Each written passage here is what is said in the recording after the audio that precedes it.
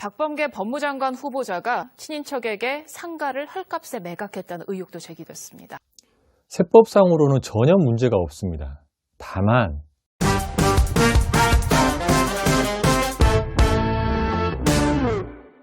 안녕하세요. 유원재 세무사입니다. 오늘은 법무부 장관 후보자의 주택 처분에 대한 내용을 다루어 볼까 합니다. 관련 기사를 보면 후보자가 가족에게 주택을 매각한 부분에 대한 내용이 나와 있고요. 기사의 내용을 보면 7억 원의 처남에게 매각했는데 시세의 절반에 매각해서 부당행위 계산에 걸리고 시세의 5% 이상 감소시키려 한 행위로 보면 세법상 증여로 간주한다라고 나와 있네요. 우선 제가 볼 때 조금 수정해야 할 내용이 있는데요. 양도세법상 부당행위 계산은 5% 기준이 맞고요. 5% 이상 차이가 나면 시가를 양도가로 보는 것이죠. 다만 증여로 보는 것은 이 규정은 아니고 증여로 보기 위해서는 시가와 30% 이상 차이가 나야 합니다. 그래서 5% 이상 차이 나면 증여로 간주한다는 내용은 조금 수정이 필요할 듯 보이고요. 여기서 중요한 건 시가는 무엇이냐가 쟁점일 듯한데요. 아파트의 경우라면 매매 사례가가 시가가 될 가능성이 높겠지만 상가와 주택이 함께 있는 겸용주택의 경우 매매 사례가를 적용하는 것은 실무상 극히 드문 일이고요. 복잡하게 계산 안 하더라도 토지 공시지가가 169만 9천 원이고 전체 토지 면적이 406제곱미터이므로 단순 계산하면 6억 7,800만 원 정도가 나오죠. 근데 우리가 조금 더 제대로 계산을 한번 해보면요. 세법상 겸용주택의 경우에는 주택 부분은 개별주택 가격을, 상가의 경우에는 기준시가를 적용하도록 규정하고 있으므로 그 부분을 따라서 시가를 추정해 보도록 하겠습니다. 물론 양도세 계산 시 안분 계산하는 부분은 너무 복잡하니까 생략하고요. 일단 주택 부분에 대한 시가는 공시되어 있더라고요.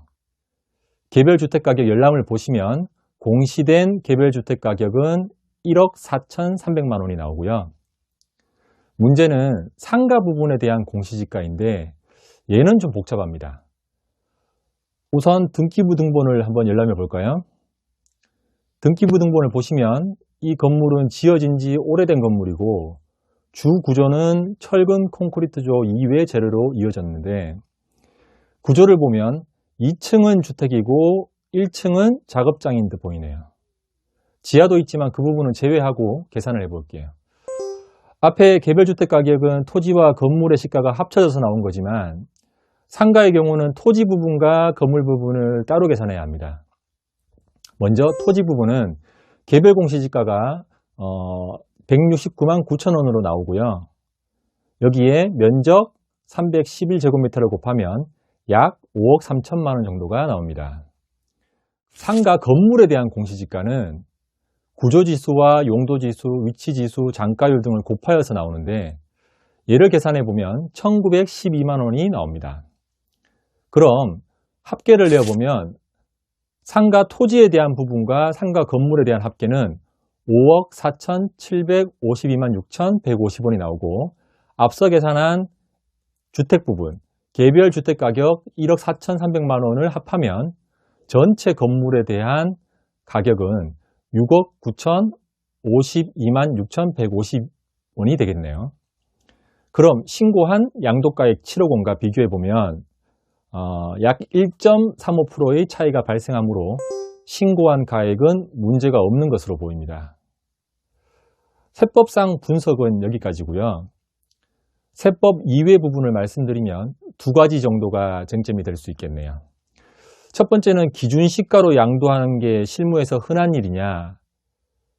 세법상으로는 문제가 안 되지만 대구시 중구에 있는 겸용주택을 기준시가를 줄 테니 팔라고 하면 팔 사람은 없을 듯 보이고요.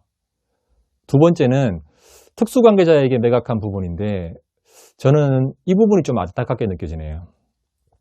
현 정부가 다주택 고위공직자들에게 집을 처분하도록 지시했는데 여당 의원으로서 실행에 옮긴 부분은 잘했다고 생각이 들어요.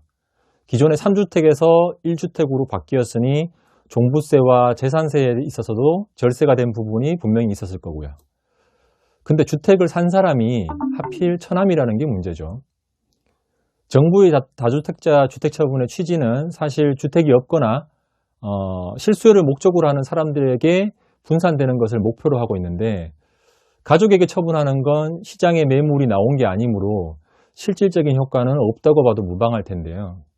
이 부분이 좀 아쉽게 느껴집니다. 인근 부동산에 매물을 올렸는데도 안 팔렸다면 모를까, 그런 노력 없이 가족에게 처분했다면 지금 과세관청에서도 가족 간의 편법 증여에 대해서는 조사를 착수하고 있는 상황에 비추어 볼 때 조금 아쉬운 부분이라 할 수 있겠네요. 결론적으로 후보자의 대구 물건에 대한 내용은 세법상 문제는 없으나 가족 간의 거래라 아쉽다, 이 정도가 아닐까 생각이 듭니다. 이 부분은 다소 민감한 부분인데요.